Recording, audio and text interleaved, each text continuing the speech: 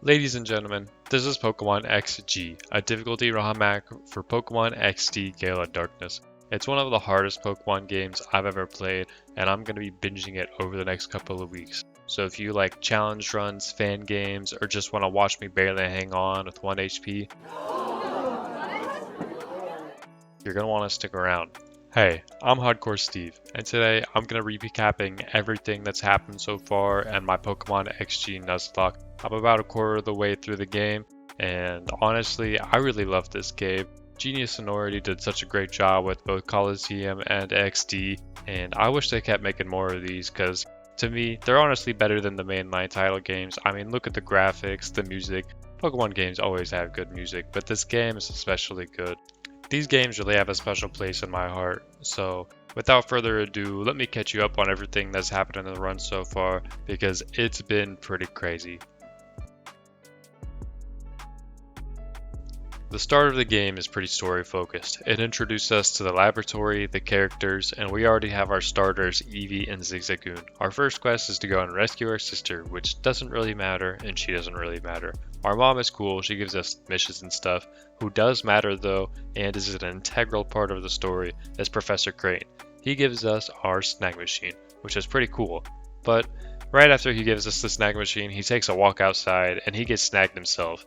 We tried to stop them from taking him, but what can a 13-year-old kid do? So we challenge the grunt and we encounter our first shadow Pokemon of the series, a Shadow Taillow. This is different than the regular Teddiursa we encounter here in the original games.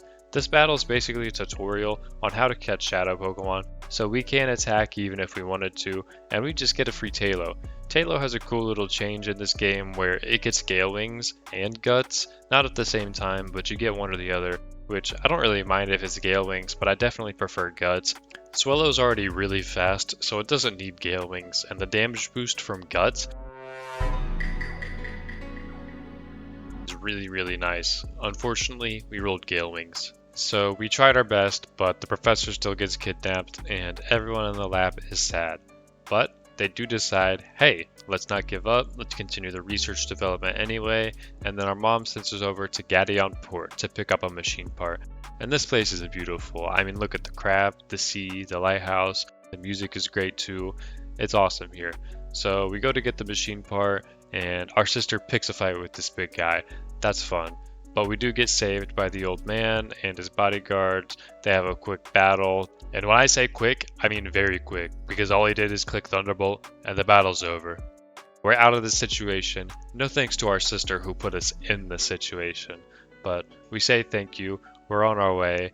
And before we get the machine part, we get to evolve our Eevee. We get the choice Waterstone, Thunderstone, Firestone, Moonstone, Sunstone, and some of these Pokemon even have their abilities changed. You can see the Umbreon has Filter and the Vaporeon has Storm Drain. Both of these are buffs. Of course Filter is a buff, but Storm Drain's a buff too. So it gives a special attack boost. We think about it and decide to go with the classic Espeon. You can't go wrong with the fast Psychic type. So with that, we get the machine part, and it's time to leave Gadion Port, but not before catching two more Shadow Pokemon. We get a Shadow Marill, and we get a Shadow Poochyena here, which is pretty nice. So we're back at the lab, we're delivering the machine part to Mom. Apparently, there's another place where we can go purify Shadow Pokemon, and this place is called a Gate Village. So we're back, and just as fast as we're back, we're gone again. It's time to go to a Gate Village. Now, you're going to hear me say this a lot, but a Gate Village is beautiful. Look at this place. I love the scenery here. Now, there's a few other things we can do in a gate. First, we're going to go look at the move tutor. They have so many moves, all of them are free, and it's amazing. So we're going to be coming here a lot. Second, there's a name raider. So we can finally rename our starters. For Eevee, I couldn't think of anything, and we just went with Meow, because it's going to be an Espeon, so I thought that kind of fit. And Zigzagoon, we gotta go with Gooner, right? Next we go meet Eugen or Eugene, whatever his name is, and he tells us to come purify our shadow Pokemon, so we just follow him. Then we've got some trainers here in the Gate Village that we need to fight, and the reason I haven't really been showing battles is because it's pretty boring. I click Helping Hand with Zigzagoon, I click Hyper Voice with my Eevee, and it kills literally everything. There has been no problem so far. Eugen is the first person to give me a problem with this level 25 Pikachu, but it's not too scary, and we just two-shot it with Hyper Voice, so it wasn't that bad. But we beat Yugen, and now that we beat him, we can finally purify some Pokemon. We have access to the Purified Chamber, but we can only purify Taylor right now. So we purify it, and it learns Extreme Speed, which is really cool, because Pokemon in this game, when you purify them, they learn moves they normally wouldn't. So we're done with the gate. We don't really know where we're going to go, but Yugen actually tells us that this guy named Vander saw some activity from Team Cypher. So we're going to go off this lead, and we're heading off to Mount Battle. We see this guy again. This is the old man's bodyguard, but he doesn't really matter yet. We find this dude. He's the move learner, I guess. He's got some pretty cool moves too, like I could teach Encore to my Tailo and Roost, but I don't have any battle points. So we're definitely going to be coming here. We just can't use them yet. And they also have some really cool items in here. They have so many competitive items, Life Orb, Choice Band, Choice, all the choice stuff. And so we're definitely going to come back here and grind. But for now, we can't get any of this. So we're just going to head in and look for Vander. And as soon as we head in, we realize the game just got harder because we can't click Hyper Voice Helping Hand anymore and kill everything. They have not only ghost types, but they're all level 20. The first two trainers weren't too bad. Their Pokemon are pretty mediocre, but then we get to floor 3 here, and we meet Vander, who's teaching one of his students, I guess, and now we have to battle the student, and the student has a Haunter and a Sableye. We're not going to discount the Sableye. That thing is hard to kill, but this Haunter is a problem. It's going to click Hidden Power. I don't know what this is, and wow. Look at the damage. Okay, look at the damage. Luckily, from the move tutor, we learned Snarl, but we are in a bad spot. Okay, this Haunter is a threat. We got off the Snarl, we got off the Thunder Wave, so we are able to manage this. We get off another Snarl, and it's okay. We're safe. But this was almost bad. There's good news. This Poochyena is evolving into a Mightyena, so now we are a lot more confident against these ghosts. But before we go any further, Vander takes us out. We talk to him about the information we came here to know. He says he saw some activity from Team Cypher over at Team Cypher's base, and if we want to find Dr. Crane, Professor Crane, anyway, then we can go over there and handle him. But before that, we try and tackle floor 4, which is a terrible, terrible mistake, because this Gengar has Shadow Tag, and it's a Gengar, by the way, against my level 16 Meryl. I wonder how this is gonna go. Yeah, that's the first death of this series, and then he almost kills my Mightyena too. Look at that damage, man. How is this fair? I was totally not ready for this. He could have killed my Mightyena right here. Okay, luckily I do kill the Gengar, and it's not too bad. Okay, it's not too bad. We just lost the Meryl. It wasn't even huge power. We're okay. So why not try the 5th floor, right? How could it go wrong? So he's just got a Dusclops and a Bayonet and 6 other Pokemon. Okay. So, I mean, we don't do too bad at the start, but then the Gengar comes in and he starts to click really strong attacks. And they're also Perish Trapping, so that's cool. But it's not too bad yet. Maybe I can navigate my way out of this. I have a Mightyena. He clicks Sludge Bomb.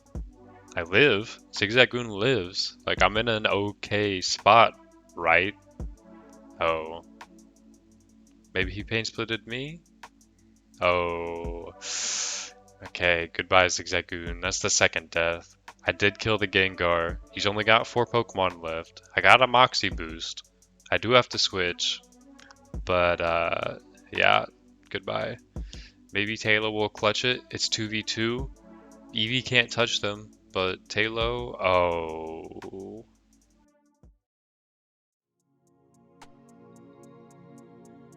Okay, attempt 2. This time we're going to evolve Eevee into Flareon, because we rolled a Jolly Eevee, and that only gives us one option pretty much. This time, we're going to completely skip Mount Battle. That was a bad idea, and you shouldn't repeat bad ideas, because that's dumb. Speaking of dumb, hey, look at these guys. Why are they dressed like that? Why can't they count to 6? I don't know. Who gave them these really good Shadow Pokemon? I don't know that either, but I do know one thing. I'm going to steal as many of them as I can because you guys do not deserve to have good shadow Pokemon and you really need to go to math class. But before that, we do get to take a step inside, and when we take a step inside, we find this item called the Aura Filter, which is going to weaken the damage of shadow moves and they're no longer going to be super effective, which is super useful, and you're going to see a lot of this in the boss fights. So, first, here's our encounters. Torchic, Mudkip, Trico, Vampy, Electrike, Bagon, really useful. Gunnar gets crit. That's sad. We get some more encounters. Pikachu, Beedrill, Meditite. And then it's back to the story. This story is pretty funny. This is Lavrina and Naps, and they got a pretty funny relationship. They changed Lavrina's text a lot, and it's much more funny. You can read it here yourself, or you can go watch the video to see me voice act it, which is pretty comical. But yeah, so now Crane is going to lecture Naps on why shadow Pokemon are bad. Then we get some more encounters. Shroomish, Magnemite, and Murkrow.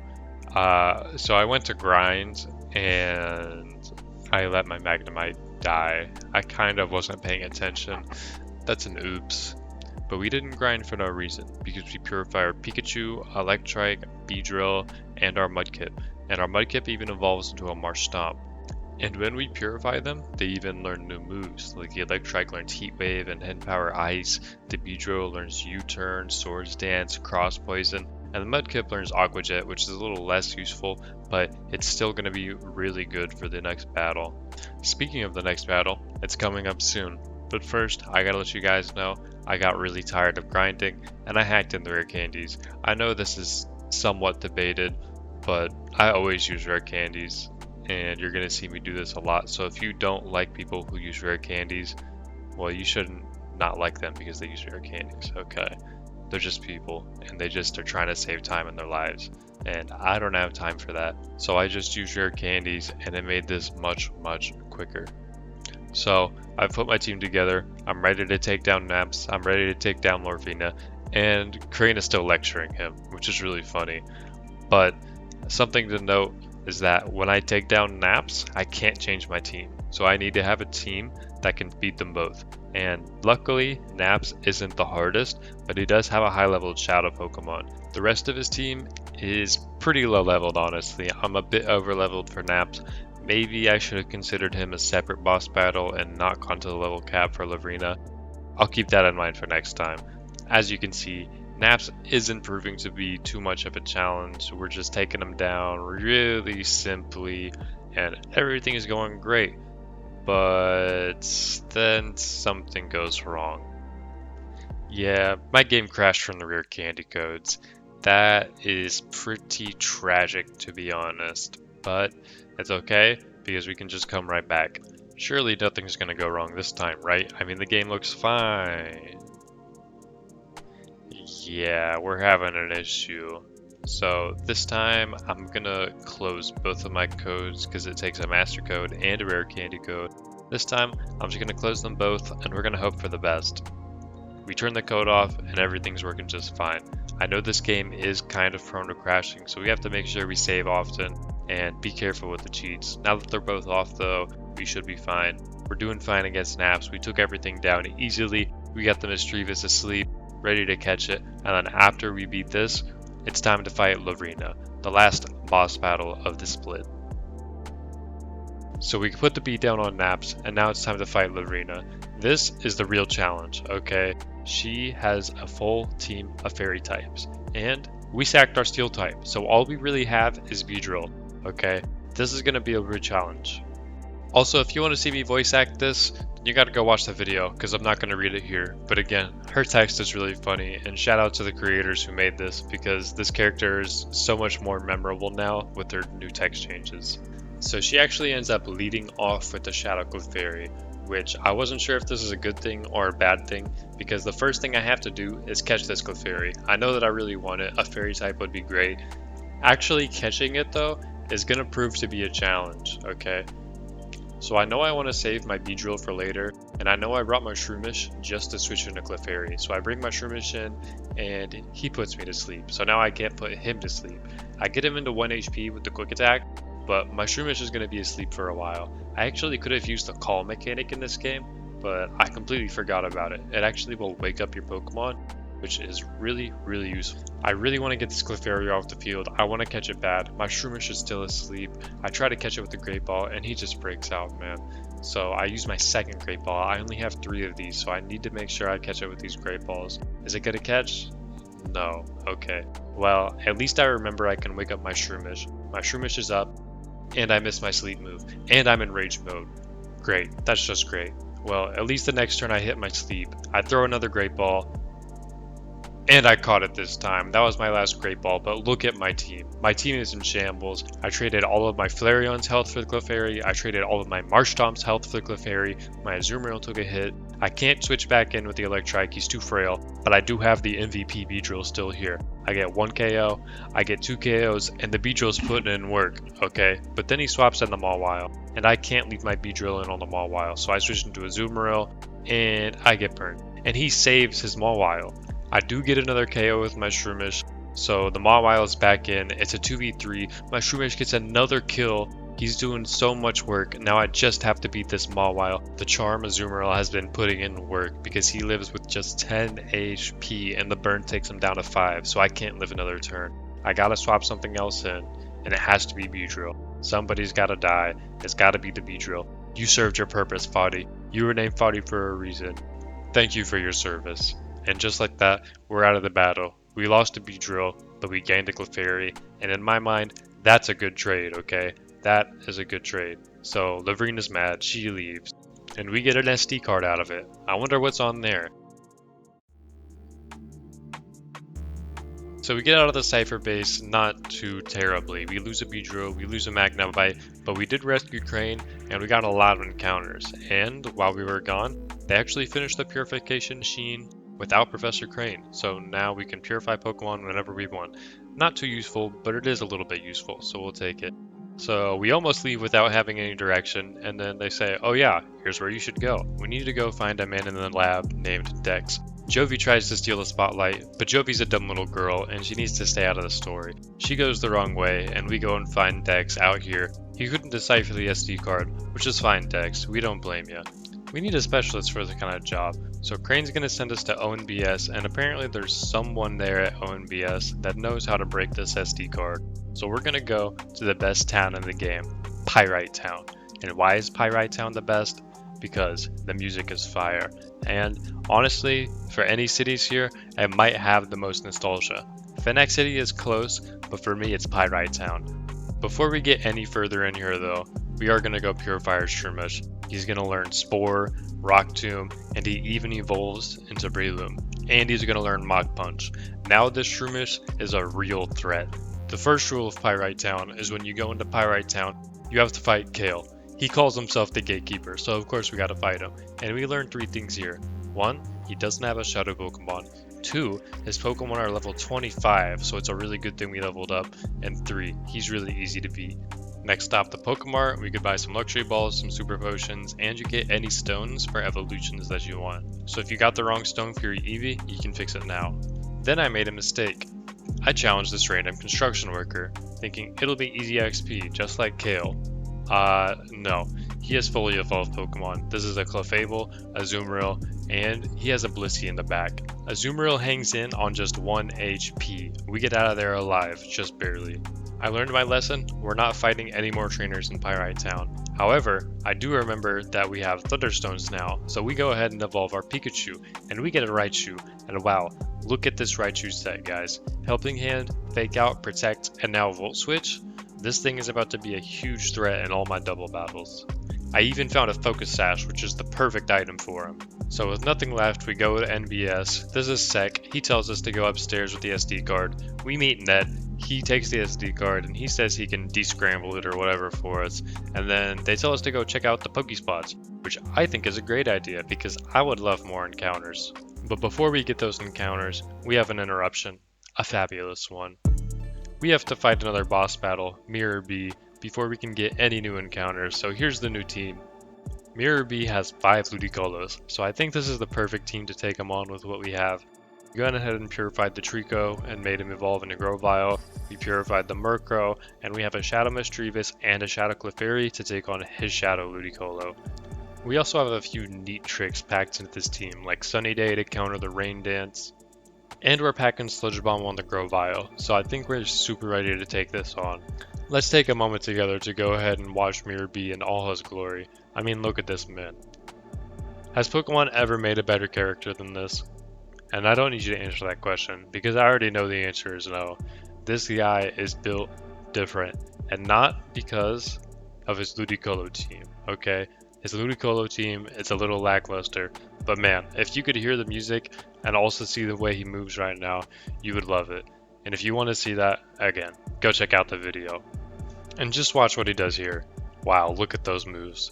So I thought this was going to be a pretty hard battle, and he actually leads with the Shadow Ludicolo, which again, I don't know if it's good, I don't know if it's bad, but actually I do know. In this situation it turned out to be good. So I have Grovyle, I have Murkrow, I'm clicking Snarl with the Murkrow, that's another little trick I got in the bag. It's going to weaken all these special attackers, okay? The Sludge Bomb plus the Snarl plus the Shadow Wave, it kills his other Ludicolo, and my team's just fine. Look how bulky that Murkrow is. My Grovyle, he's holding the Aura Filter, but the Murkrow just takes it raw. Pause. So because I clicked Snarl, the Shadow Ludicolo is actually going for Fake Out, which is really odd. The other Ludicolo also clicks Fake Out, which doesn't do much, and he clicks Fake Out again with the Shadow Ludicolo. So I'm in a really good spot because he's just wasting all his turns instead of clicking Shadow Wave. I get a third Snarl off and he's still clicking Fake Out, and then this Ludicolo clicks Fake Out too, but I've got Inner Focus. That's a neat little change they made in this game. I don't need Unburden, I'll definitely take Inner Focus in double battle. So between the Snarls, the Fake Outs, and my Grovyle just doing big damage with the Sludge Bomb, Mirror B is really getting wrecked. I haven't done much of anything. I even have False Swipe to get that guy to 1 HP. I got Aerial Ace, I take out the other Ludicolo. He's down to his last 2 and the Shadow is 1 HP, so I'm in a really great spot. I Sludge Bomb the other Ludicolo, and I get him to 1 HP, and then he kills himself with Shadow Wave. So again, I'm in a great spot. I take no damage because of my Aura Filter, and I switched into Shadowmon just to make sure my Murkrow's okay. Look at how Mischievous eats it, and just like that, I catch a free Ludicolo, I beat Mirror B, no deaths, super easy. Now we can finally get our encounters. But you can't see those encounters unless you tune into the next episode. So if you want to see these crazy encounters we get, the crazy boss battles coming up, you guys are going to have to come and watch the series. I'm going to binge the whole thing over the next 2 weeks and get this game finished. So if you like XD, you like a difficulty ROM hacks, I want you guys to tune in, watch these videos, and let's get through it together, alright? Thank you guys for watching, and I'm out of here. Bye bye.